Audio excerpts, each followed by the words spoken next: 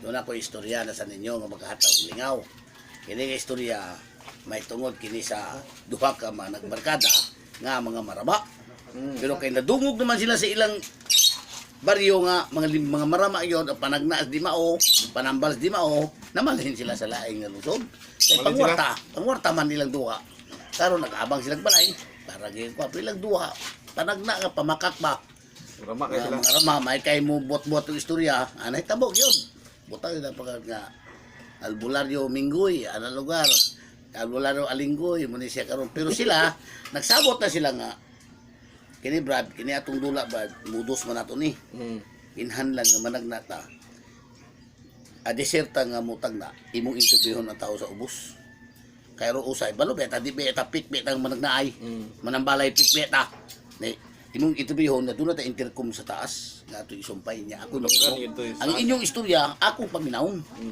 Tanan interview nimo akong paminawon kay pag resulta baga mo dito sa taas. Limpyo na. Wala na isang gabal. Pasa na, kwarta na siya. Mulo ka rin niya. Interview ako. Tara, interview, say pasay-say. Karoon nga pag-abot ito, ako na lang di basahon niya. Mata lang, pananaw, o mga kuhan, ibalaan pulso na yon. Okay, tuod man, itabuman.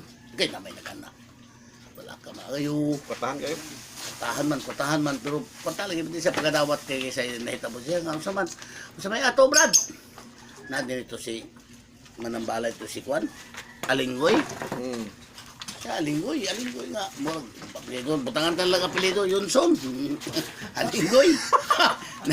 Karon nahitabo man nga naana di sulod siya naamas taas so may atong ikaalaga di mo boseng sana ko problema lagi bayad ko bisag pila kay nay na ko problema ba nga na ikawatan ko nga di ko pagkadawat gamay raman nga butang kay kontahan man ko pero sentimental value maguna kay sa amo mo maguna mga apuan ang nawawala gud na nga akong gikabakuanan kay giunay ko ba sa akong silingan barkadar na ako nag-inom ni sa usa may kawat yung kawatan mo ko sa relo niya kanang relo lagi nga akong ikuan sentimental value mahimong gubot sa amo mga igsuon mga kwantanan kay ako may gibinlan ko na nya karon mga relo nawala gilimod naman sa akong amigo na unsa may atong ikaalagad na patag na ko kasi maayo bayad ko sa pila okay wala na ilain nimong problema sa wala na mura na siya ang problema nga masulbad lang bayad ko sa pila basta mauli lang ng relo okay ato nang wana sa kalas taas na second floor dito lang kaagi dia di kadua panuktok lang kay naa siya dia nadia ang gatagna gid panambal siya taran nadia di sugno tuod man saka siya panuktok Kamin! In English pa.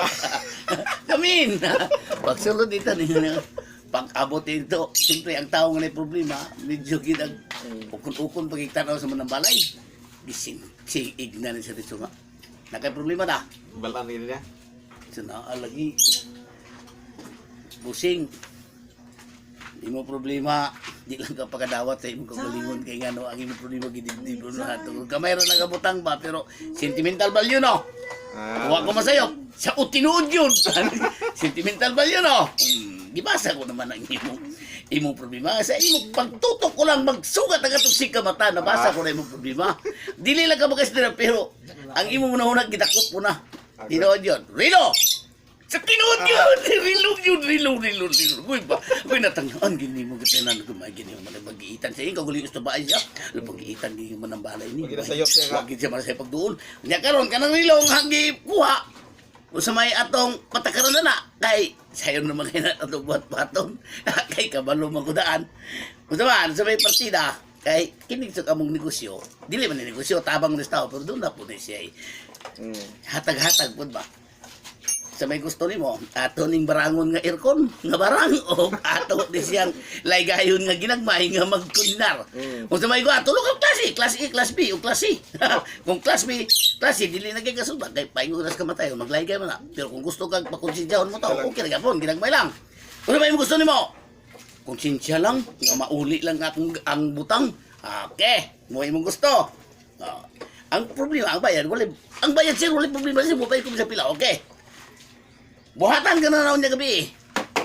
Bago niya gabi, buhatan ko na. Doon na po ipalihok sa akong akong plato nga, hindi ko nga magdagandagan. No? Pag-abot sa kadlaw, 2 kadlaw, tulo. kanang imong relo. Mugawas na. Igda ko bakakon. Mugawas na. Paggawas na sa imong relo, pagkarutulog adlaw, malingasan na ng tao. Alingasan, mugawas na na. Matingala ka na kay pag-auma, pagka-ikabat kadlaw, gisuot na sa ikabot. Gisuot ng relo sa imong pulso. Tingala ka na kay nigawas ng relo, gisuot. Lising ka man ang nagpatambal. Lising ka man ang nagpatambal. Hala, dili man na mao. Sige naman. Hilo man nga katong ulklak nga karaan nga doon ay timbag bagtingan nga dagandagan. Dili man relo di pulso. Isa, pilat ni mong ina na unsa ba ka na nga pagkapangutana dito sa ubos, wala din na maklaro. Impa sila, wag gid ang tataw Wala na nila. nagsawa. Wag ka sabay ni.